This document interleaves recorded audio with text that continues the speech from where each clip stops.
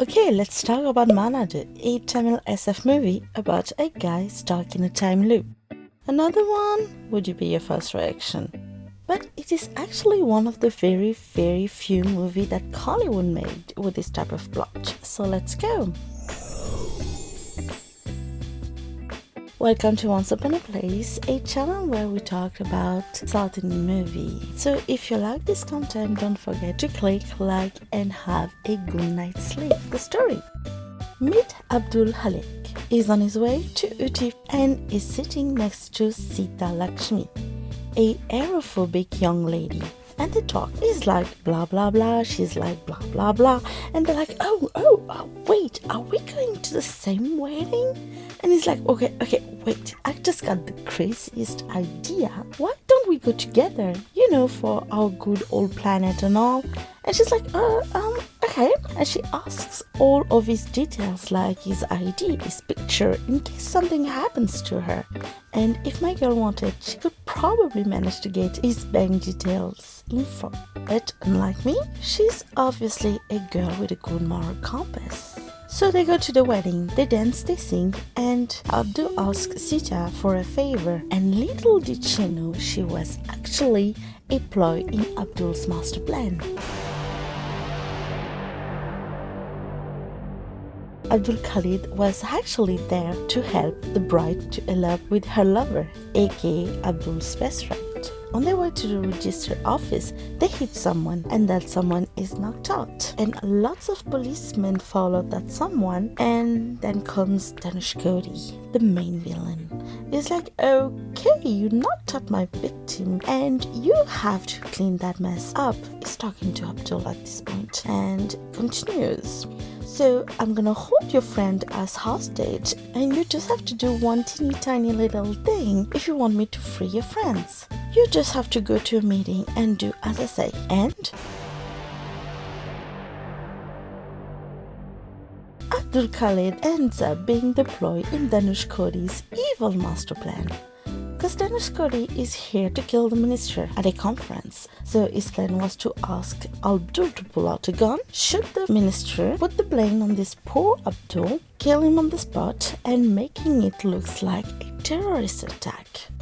Perfect plan, no loose end. Except for one thing. The moment Khalid died, he ends up being on that plane again in the morning with Seetha Lakshmi next to his side.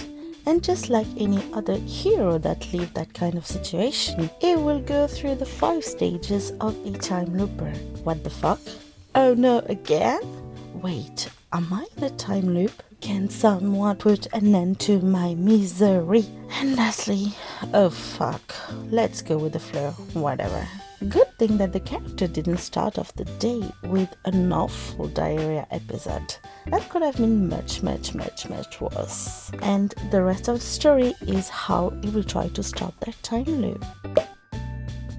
They try to give an explanation that Abdul Khalid was actually born to realize something in this world, as he had an unusual birth experience, giving him the power to stop this plan. But at the end of the day, just like anyone who's stuck in a time loop, he has to crack the code to get out. Or hear me out, I just have another theory. It's because he had that infinite necklace. And this necklace was actually a magic item that was made with the blood of a dog mage who's germaphobe. And whenever this necklace wearer shed a drop of blood, the necklace is like, hell no! And makes him go back an hour earlier, aka the last time the necklace remembered being clean.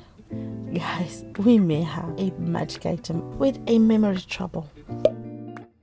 Which bring me to the second part of why I like the movie. Abdul Khalid has an impressive knowledge when it comes to time loop movie. He quoted the usual Groundhog Day, Edge of Tomorrow. He also included The Russian Doll and Happy Death Day. I think it's available on Netflix. But what impressed me that he quoted the movie A Day with Kim Yoon-min, which I didn't really expect in a Tamil movie. Obviously, he didn't quote the Chinese drama Reset because the drama wasn't out yet. So if you already saw the C-drama Reset, you'll know my next point. The fact that it drags the villain in the time loop. So the time loop theory made by the characters explain why Dhanushkodi was dragged into this. Because his blood got mixed with Abdul's blood. So it got some of them murdered too. I think we got an interesting business idea here. And that also destroyed my cursed necklace theory. Ugh.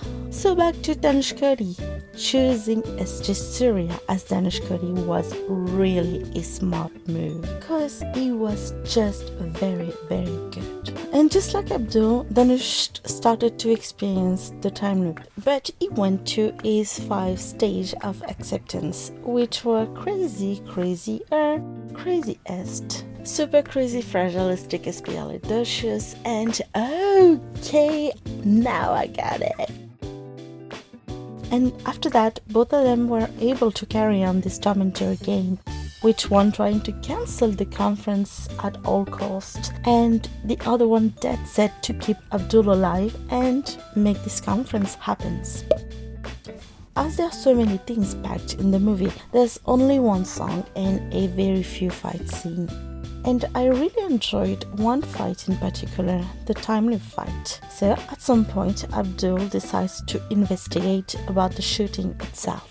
He was observing the shooting scene when he realized that it was actually done by a professional hitman. So he follows him and ends up in the villain's tent or something. So naturally, he got caught and he was killed. But as he had a superpower, granted that superpower kinda sucks because you have to die to make the magic work. He uses this advantage to fight all the thugs in that place, get killed a couple of times, 5 to be precise, and he managed to make a perfect fight. He got obviously the information he wanted, but he ended up killed anyway. But the first time I saw the movie, I could have sworn that he died more than 5 times. But it remains a very original fight. And this led to my final take.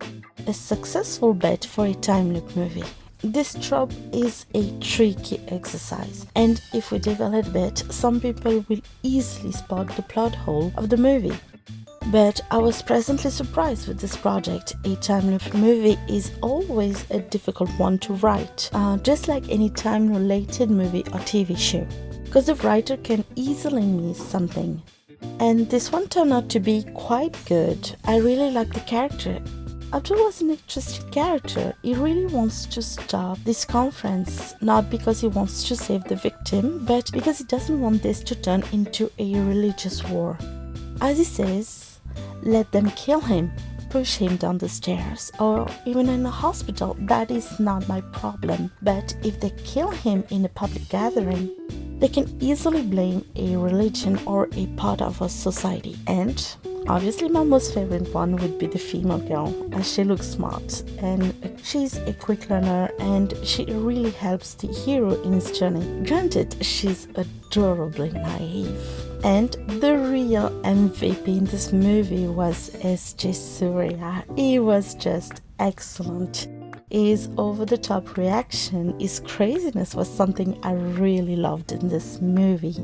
So yeah, all the actors did a very good job and made this movie something really enjoyable. So I strongly advise you to watch the movie ASAP because the CGI are not really good and I think it will age pretty badly. So yeah, you can easily give this movie a go as it was well received.